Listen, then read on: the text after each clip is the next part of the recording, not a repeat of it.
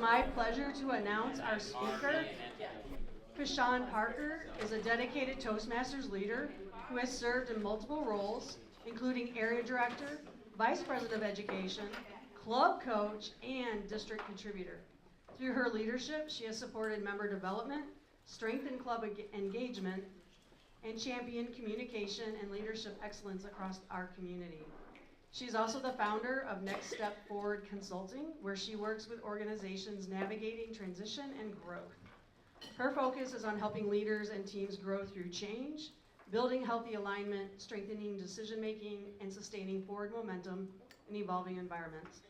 Instead of managing change as a disruption, she guides organizations in shaping what comes next.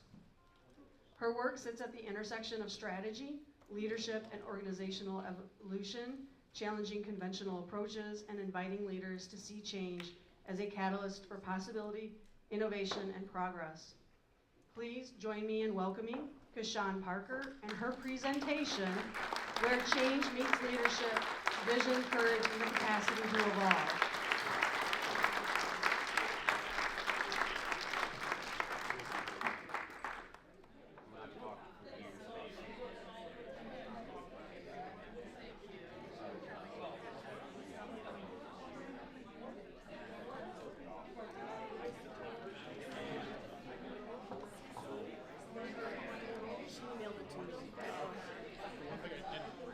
Good afternoon.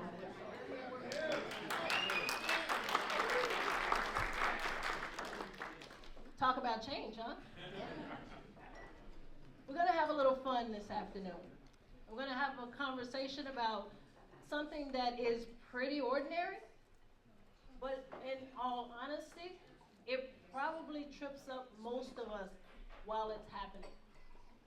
We're going to talk about where change meets leadership and how we can learn to adjust to change in a way that evokes curiosity, in a way that evokes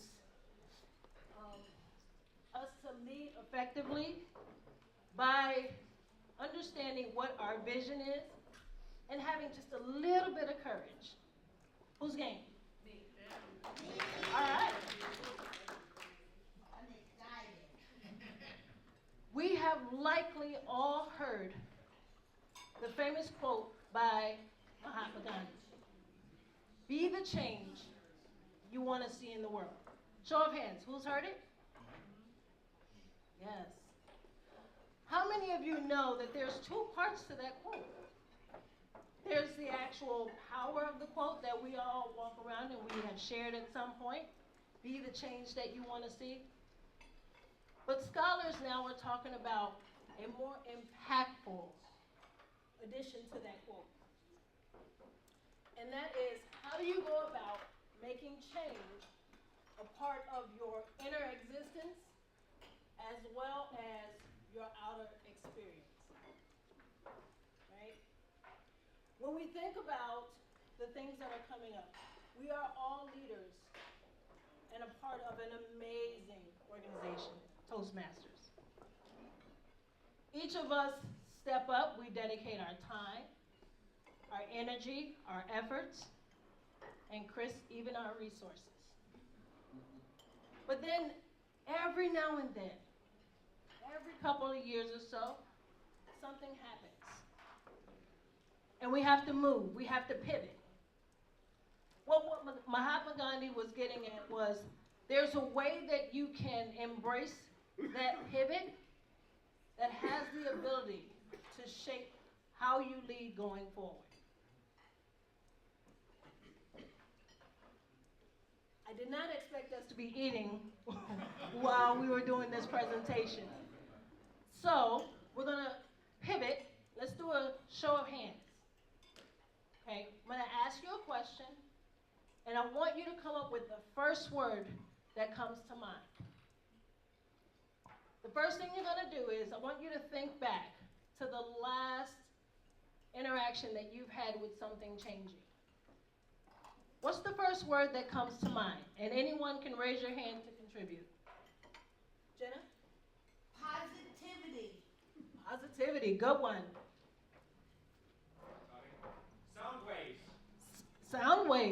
Great. Anybody else?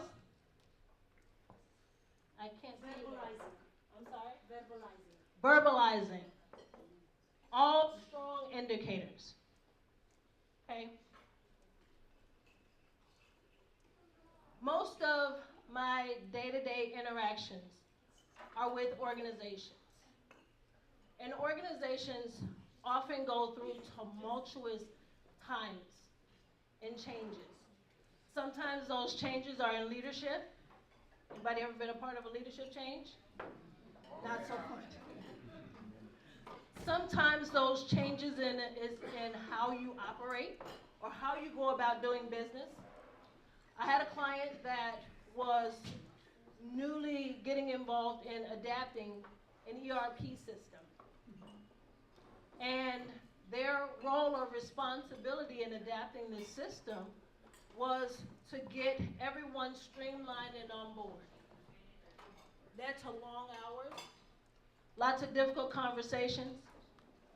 And as I'm sitting and I'm having this conversation with him, he says, you know, the one thing that I keep running up against is, well, the way we used to do it. Sound familiar? The way it used to work. He says, if I could just get them into thinking about why we're going to do it this way now. Why is this important? And that's really what we're going to talk about here today. So there's a couple of ways to look at how we interact with change.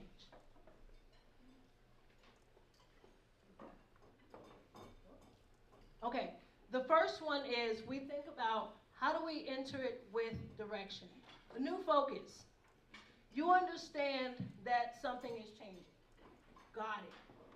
But then what's new? One of my favorite questions to ask myself is, what am I going to be doing differently tomorrow than I'm doing today? Make sense? Another one is, what is my opportunity? What's the opportunity for what's coming up? For you to learn something new, for you to engage other individuals, or even for you to get yourself involved. When I joined Toastmasters in 2021, I hadn't really thought about how much change that might involve with me personally, professionally, and as a leader. I kind of dove in head first. Did anybody else have that experience? You kind of come up for air after a little bit and say, what did I do? But what happens is, when you get involved with the process, you become ingrained in it. It becomes a part of you. We just spent a great portion of our meeting today celebrating those individuals who have gone out above and beyond and have done outstanding work to support this organization. My challenge is, how about we take it outside of this organization? How about when we are in our environments, we adapt the same mentality, the same methodology? And so you start to think about, well, what's the one action I can take? What's the one thing that I can do? When I was coaching and consulting this leader and his organization about the ERP system, he was so knee-deep in the weeds of it, he really couldn't see where the opportunities lie, where the advantages were. And I said, well, think about it. When you look at the benefits of why you're adapting the ERP system, he says we're getting this system because we want everybody to have a streamlined function to see what every other area of the business is doing. Makes sense to me. He says, but our problem is we don't have the access to share everything that's going on. I said, great. Pick one thing that you can share. Pick one thing that you can give. Because what does that do? That stabilizes the uncertainty. How many people like when things are just unclear? Show of hands. Nobody? Oh, I got one. Most of us don't. But what we find is when we can get one thing clear, we can take one step. How many of you noticed the changes that are coming up with the new Toastmasters International platform? We've got new pathways projects coming in, and it looks a little different than what it did before. And so you're trying to learn it, and you're trying to lead others through it, and you're trying to make it make sense. But that's the perfect time to get excited. Because as you get involved and integrated with it, others do so as well. They become a part of it.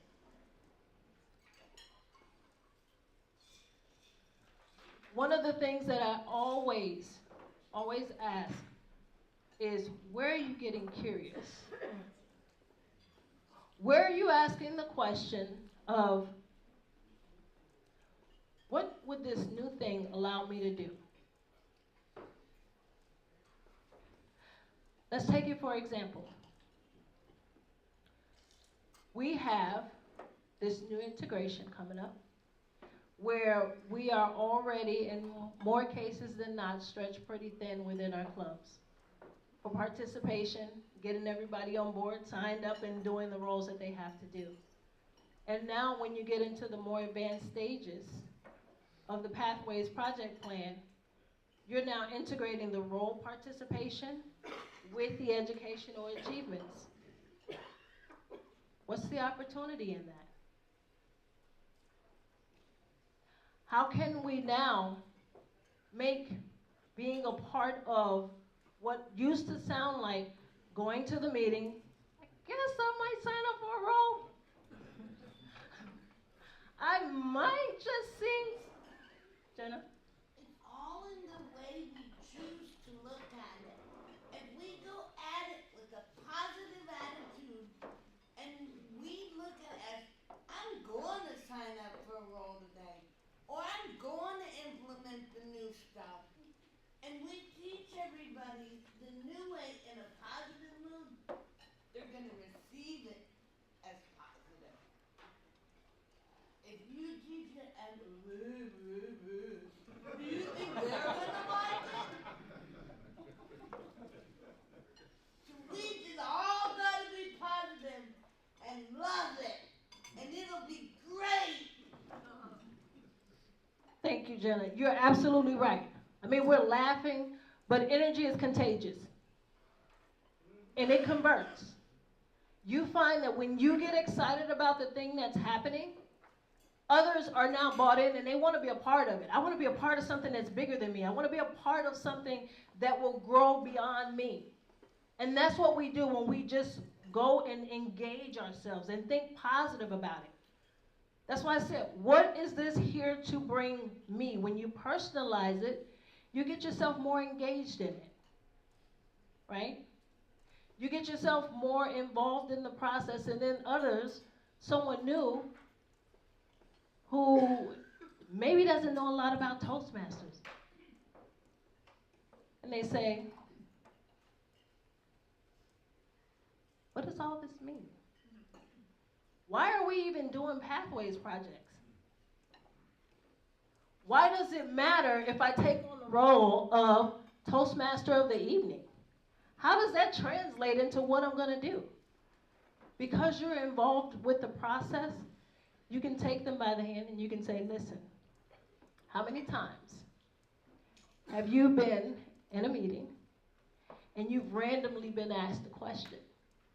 Anybody in this room? Okay, yes, table topics. Perfect for that environment, right? How many have been called to lead a meeting? All right. Can you say Toastmaster of the evening? So it's all about just figuring out what's your role, what's your function, what is your part of what is coming about.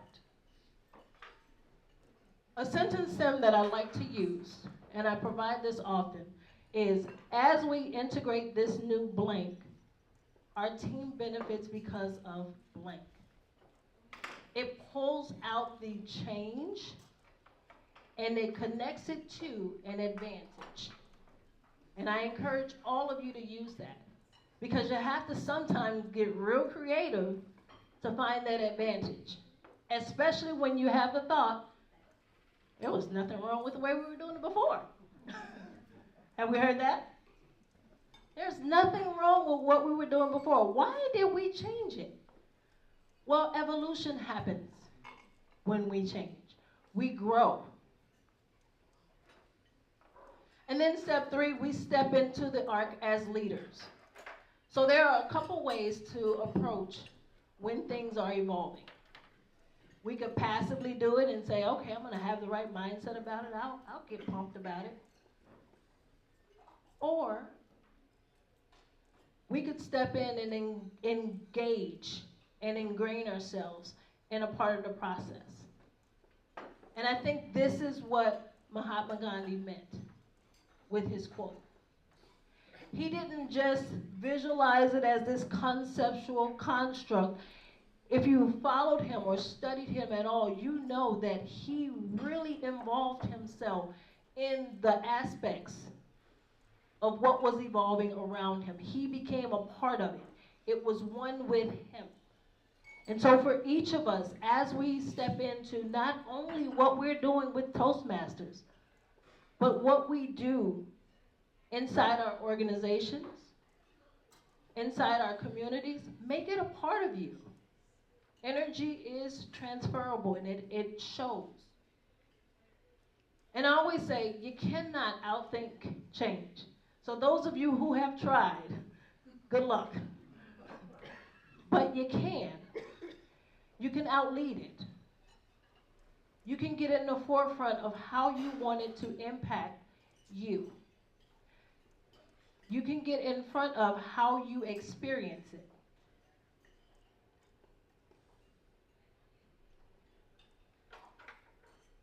And as we think about everything that we have coming up, we have an exciting year for 2026, yes? We have an incredible year ahead of us. And I, for one, couldn't be more excited. But my excitement doesn't stop with me. I have, number one, adapted how all the things that are evolving, whether it be with pathways, whether it be my club, or whether it be just my involvement in supporting other members, I've already adapted how that is going to work with me. And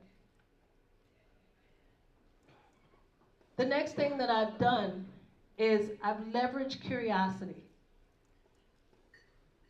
I start asking questions. What does this mean? What will this do? How will this work? Now, these are all general sentence stems or question stems. But what you do with them becomes how effective you are in what's going on.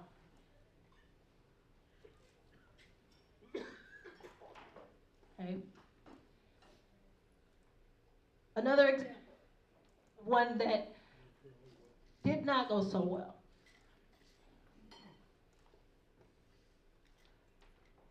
I had a COO of a tech company.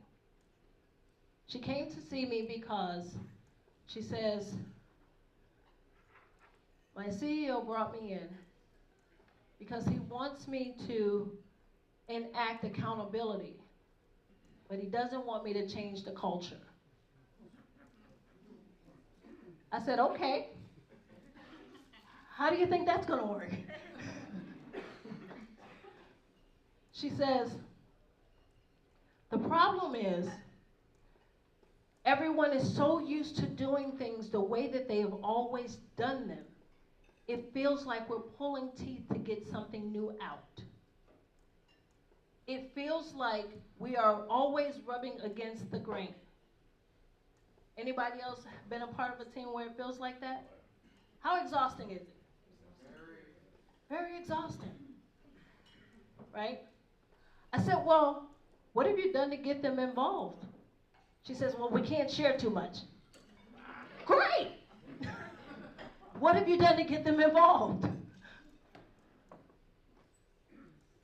And what I gradually helped her to understand is the challenge isn't whether or not to change the culture.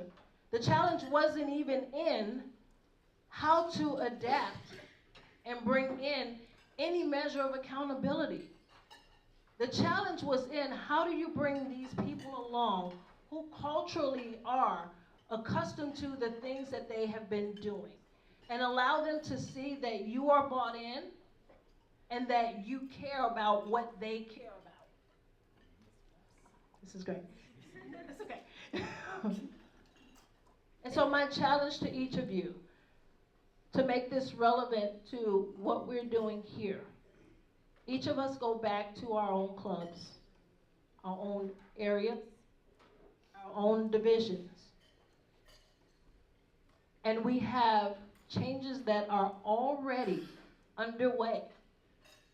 We have new members, sometimes coming in on a weekly basis to our clubs, wanting to understand, number one, what is Toastmasters about? What is all this going to mean? I just showed up because I wanted to be able to speak in front of people and not puke. Sorry, you're only eating.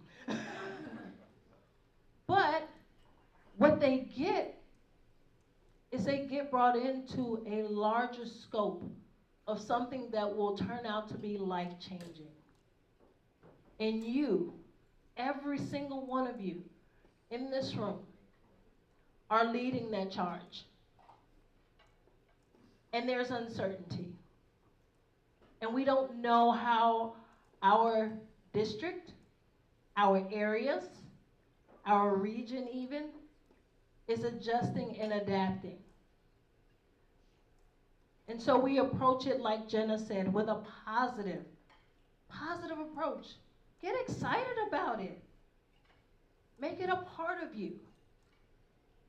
And then as you make it a part of you, reach out your hand and help someone else to make it a part of them. Because that's where change becomes impactful. Before we wrap up here, I'm going to allow a brief moment. Are there any questions? Is anyone maybe facing a unique situation where insights would be helpful? I'm going to open the floor up.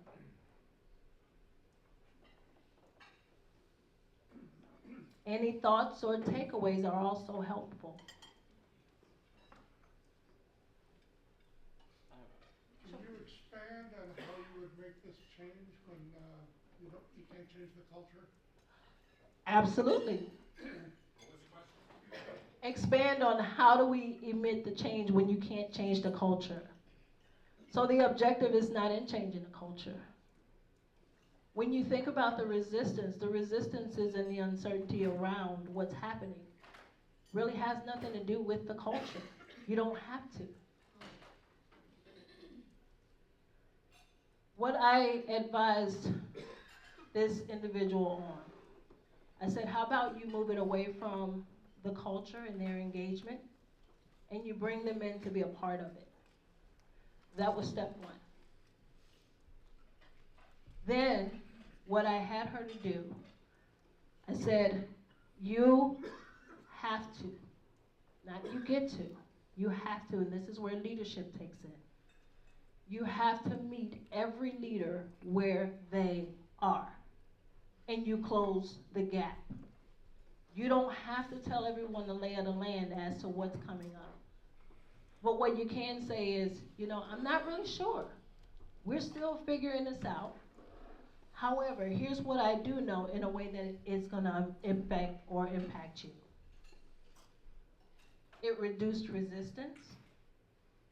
It reduced the pushback. And it allowed the process to evolve. Okay? To answer your question, she is still in the trenches, but the stress has reduced greatly. She's no longer feeling the pressure of worrying about the culture, and they have candid and honest discussions about what's coming up, and she doesn't feel under the knife of trying to figure out, how in the heck am I going to do this? And yes, they are embedding accountability as they go. People are still held responsible for doing the things they need to do. Up next? Yeah, I missed the takeaway one, and I got takeaway 2 and takeaway 3. What was takeaway 1 in your slide? There it is. Enter with direction. All right,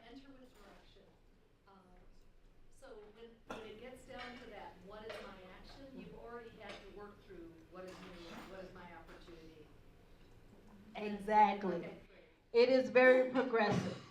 So when you work through the idea with when things are changing, we don't necessarily get a good handle on what has changed. All we know is, well, the way we've always done it. But when you really get a clear picture on, well, these are the unique things. And I always say, don't take the whole pot. Maybe take one or two things that are in there that have changed, that have shifted. And then think about, well, now what's my opportunity? How is this going to help me tomorrow by impacting me today? And then lastly, what's the one thing I'm willing to commit to do? Great question. Jenna? I just wanted to add to what you said. If each and every one of us takes the change that we're faced with at any point in time, tomorrow, Toastmasters could contact the district and say the whole education system's gonna change. Don't be down about it. Take it, be positive, and teach everyone in your club how to do it. When we were almost down and out and exited from the system, we did just that with positivity. And when you do that, others will come and you will grow. Thank you, Jenna. That is very true. You ever try to engage or be a part of something and the leader is down in the trenches? They're not very optimistic. They're not very positive. How does that make you feel? It's contagious. I'm going to wrap us up with just why this hits home for me. My very first job out of college, I had the pleasure of partnering with an organization that was going through a major overhaul.